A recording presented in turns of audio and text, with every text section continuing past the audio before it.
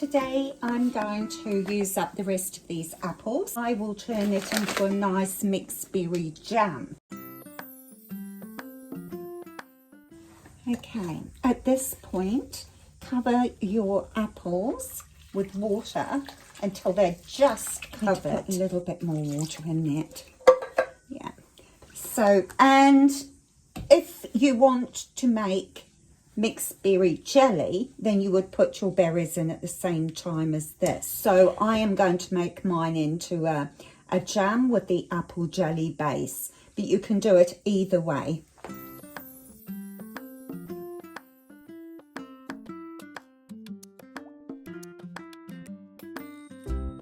I've got a hook, so I will hang mine overnight, but if you haven't, just leave it in a colander or a sieve, making sure that it's got plenty of drip space, so a very deep pan.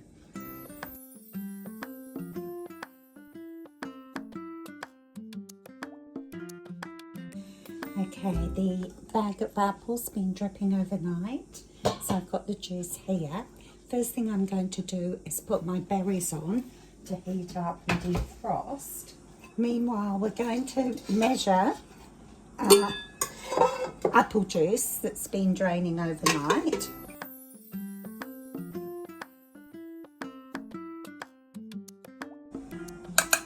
I prefer not to have these big lumps, so I'm going to just give them a bit of a blast. Well, when you're making jams and jellies, being aware of pectin content and acid content is really important. Now, some berries are medium in pectin and acid, but things like strawberries are very low, so they definitely need some form of pectin added. Often all you need is some lemon juice.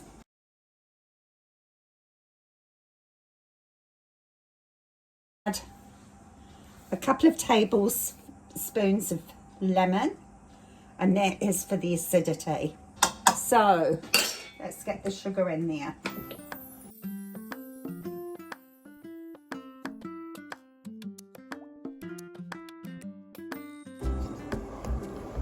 Stirring until the sugar's dissolved.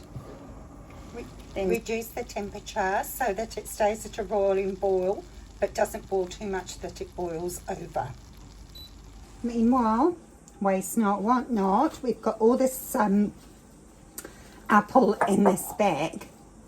So what we could do is actually take it out and put it through a sieve. I'm just thinking about sugar. A friend asked me the other day why I buy white sugar. And why I buy this sugar is A, because it's affordable. I know that sugar cane, because this is sugar cane, is actually treated up with glyphosate, which is Roundup, to make the crop all die off at the same time. So it's used as a desiccant. So that's really not good.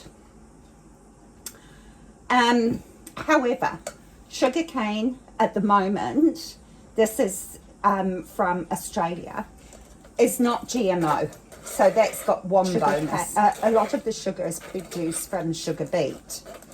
So the beets are often, not only are they sprayed prolifically with glyphosate, otherwise known as Roundup, or a similar chemical,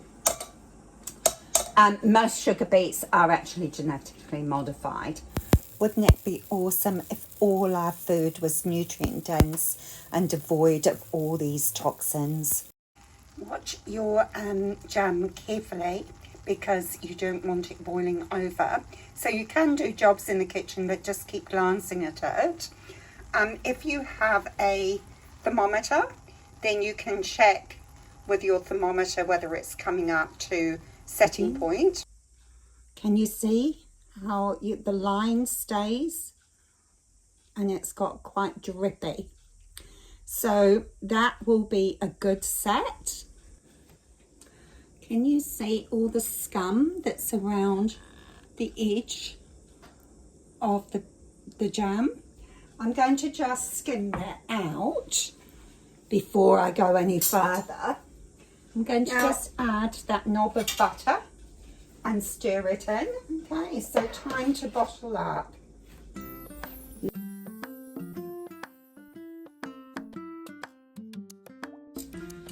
Okay, so the next thing to do is actually wipe the rims down, putting the lids on.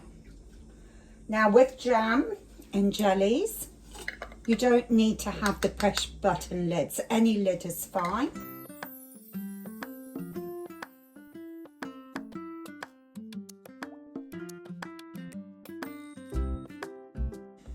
And this morning we have our jam.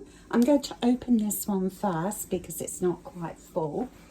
And let's have a look at it. Beautiful colour. It's very thick, very jelly-like.